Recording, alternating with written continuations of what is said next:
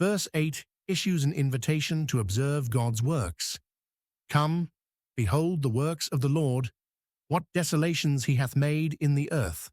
Psalm 46, verse 8. The command "come" calls the reader to action. This is not passive observation, but active engagement. Behold means to look at carefully. The works of the Lord refers to God's mighty acts in history. These are not abstract theological concepts, but demonstrations of divine power. What desolations he hath made in the earth describes the nature of these works. Desolation speaks of destruction and ruin. This seems paradoxical.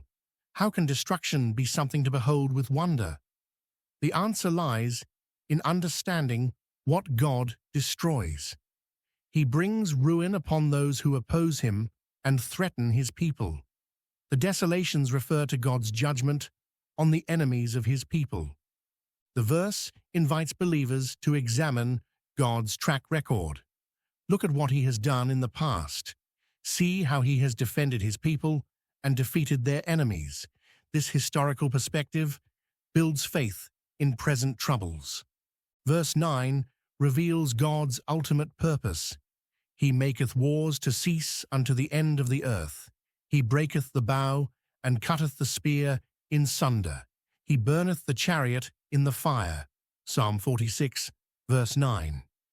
He maketh wars to cease, states God's goal. The Lord does not just win wars, he ends war itself.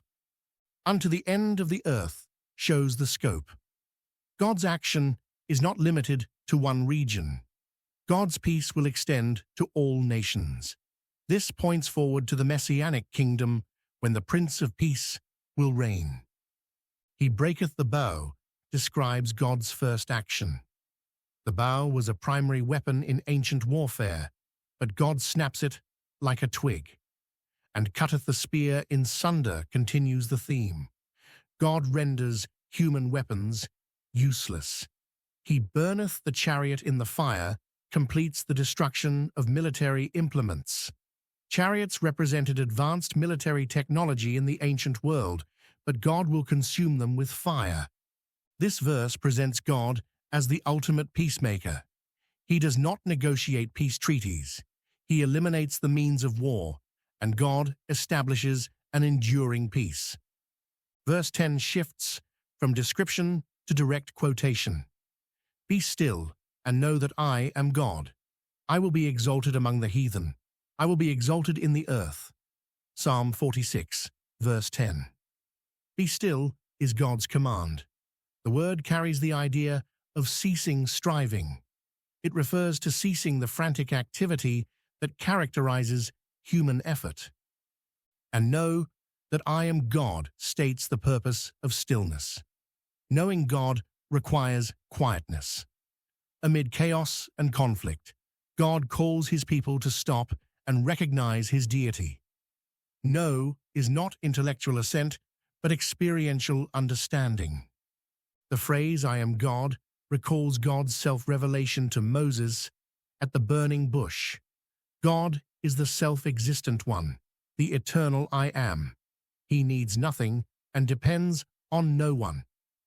I will be exalted among the heathen, declares God's intention. Exalted means lifted and magnified. Among the heathen refers to the nations that rage against God. Those who now oppose him will one day acknowledge his supremacy. I will be exalted in the earth expands the scope, not just among nations, but throughout the entire world. God will receive the honor due him. This is a declaration of a certain future reality. This verse contains both comfort and challenge.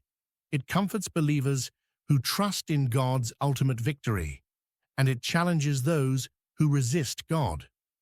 Verse 11 repeats the refrain from verse 7. The Lord of hosts is with us. The God of Jacob is our refuge. Selah. Psalm 46, verse 11. This repetition serves multiple purposes. It reinforces the central truth of the psalm. The Lord of hosts reminds readers of God's power. He commands all heavenly armies. No earthly force can withstand him.